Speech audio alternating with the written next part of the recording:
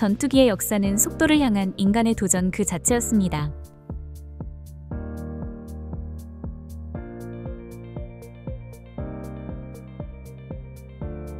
그 중에서도 마하2를 처음으로 실전에서 돌파한 전투기, 바로 F-100 슈퍼세이버는 공중전의 한 시대를 정의하고 다음 세대를 여는 가교 역할을 해낸 기체였습니다.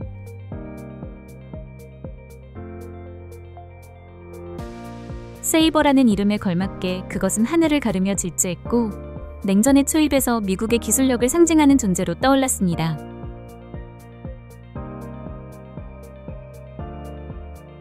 하지만 그 화려함 뒤에는 피츠업이라는 저주, 베트남의 하늘에서의 소모적인 출격, 그리고 침묵 속 퇴장을 견뎌야 했던 기체이기도 했죠.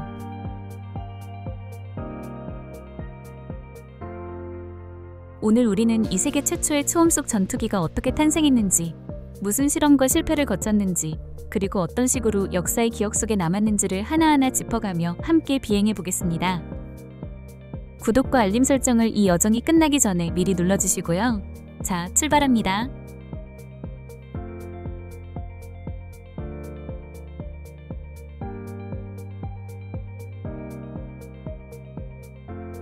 (1950년대) 초 미군은 이미 제트 전투기의 실용화를 이뤄냈습니다. F-86 세이버는 한국전쟁에서 미그 15와 공중전을 벌이며 공중우세의 중요성을 입증했죠.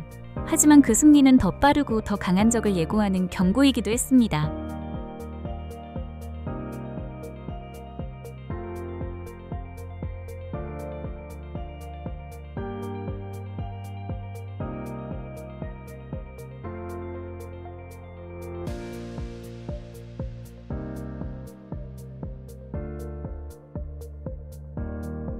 노스 아메리칸 항공은 곧바로 다음 단계를 준비합니다. 그들이 제시한 비전은 분명했죠. 세계 최초의 초음 속 전투기, 그리고 미국 전술공군의 기둥, F-100 슈퍼세이버는 그렇게 태어납니다.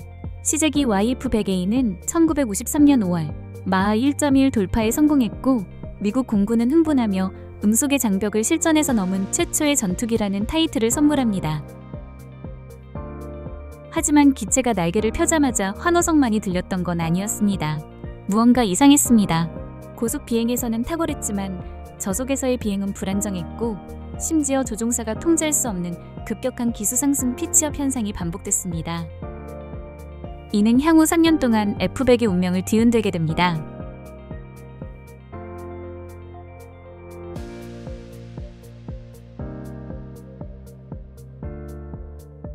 F-100은 당시 기준으로 가장 공기역학적으로 도전적인 설계를 가진 전투기였습니다.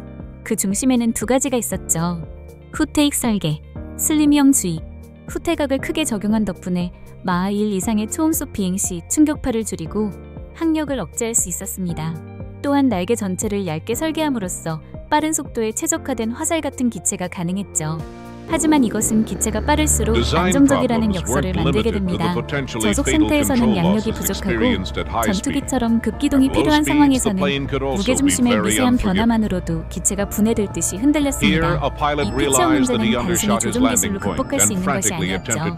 결국 1954년 말 공군은 F-100A 양산을 중단하고 F-100C라는 새로운 개량형 개발에 착수하게 됩니다. 이 시점에서 노스 아메리카는 깨닫습니다. 아무리 빠른 속도라도 안정성이 뒷받침되지 않으면 조종사조차 무사히 귀환할 수 없다는 사실을요.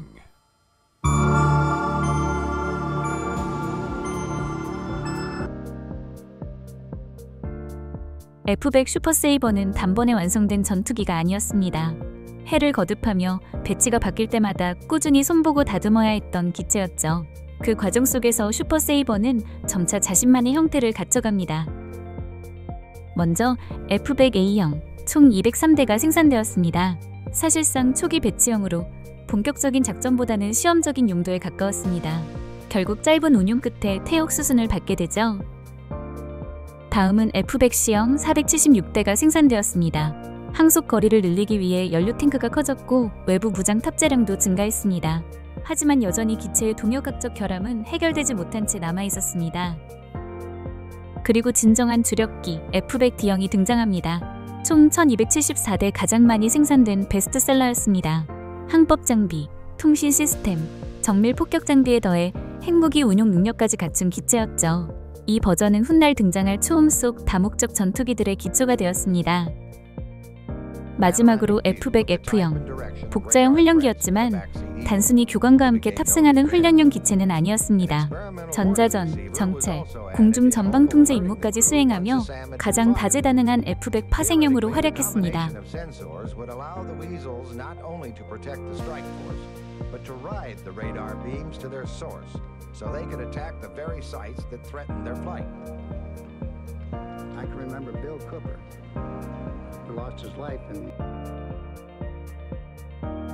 F-100의 진정한 전장은 베트남이었습니다.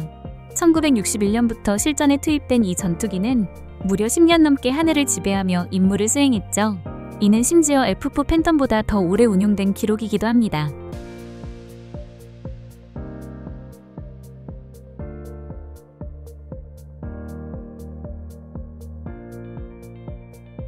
F-100이 맡은 임무는 다양했습니다. 근접항공 지원 CAS, 지상폭격, 적진 정찰, 그리고 전방 항공 통제 FAC. 그 중에서도 단연 가장 치명적이고 위험한 임무는 복자형 F-100F를 투입한 미스티 작전이었습니다. 미스티 작전을 수행한 F-100F 조종사들은 적의 심장부 깊숙이 30km 이상 침투해 지대공 미사일 발사대와 대공포 진지를 식별하고 이를 추적하여 후속 공격기에게 정밀 좌표를 전달해야 했습니다. 그들의 임무는 단순한 정찰이 아닌 목숨을 건 사냥이었습니다. 하늘은 불을 뿜는 고사포탄으로 뒤덮였고 F-100 조종사들은 그 속을 뚫고 나와야 했습니다. 생활률은 높지 않았습니다. 하지만 살아 돌아온 조종사들은 이렇게 말했습니다.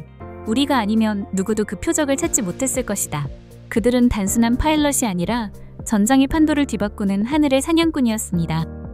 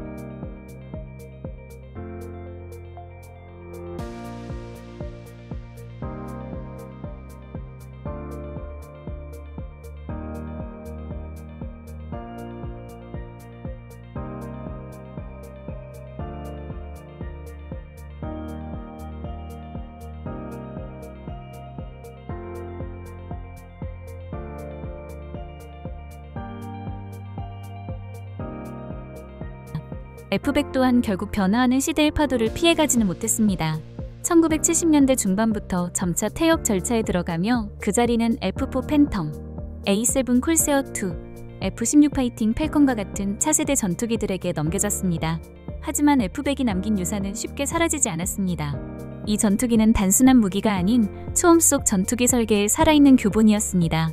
후퇴익의 각도, 추진력 대비 기체 비율, 무장 배치 방식, 심지어 항공 전자장비의 통합까지 F-100은 후속 전투기들이 참고한 기준점이었습니다. 실제로 F-16 개발 과정에서도 F-100의 기동 특성 곡선이 비교 분석 자료로 활용되었을 정도죠. 뿐만 아니라 F-100은 나토 동맹국들과의 전술적 연결고리 역할도 했습니다. 프랑스, 덴마크, 네덜란드, 터키 등 여러 유럽 국가들이 F-100을 통해 미국식 항공작전 체계와 전술 교리에 적응해 나갔습니다. 이는 단순한 무기 수출이 아닌 전투 철학과 전략 사상의 확산이었습니다.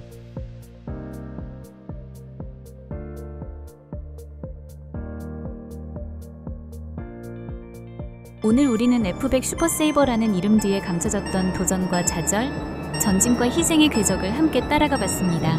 어쩌면 이 전투기는 오늘날의 세련된 5세대 전투기처럼 화려하지는 않을지도 모릅니다.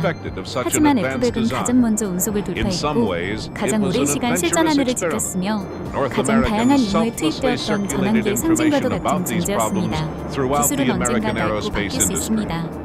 하지만 그 기술을 만들어낸 이들 설계자, 조종사, 정비사들의 피와 땀 이야기는 시간이 흘러도 결코 희미해지지 않습니다.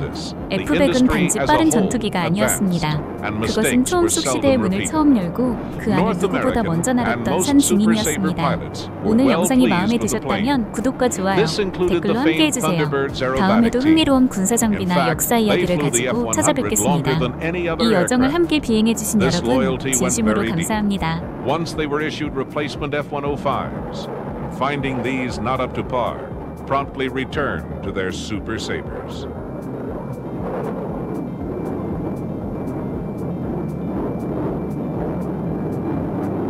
The Thunderbirds flew the F-100 from 1956 until 1969.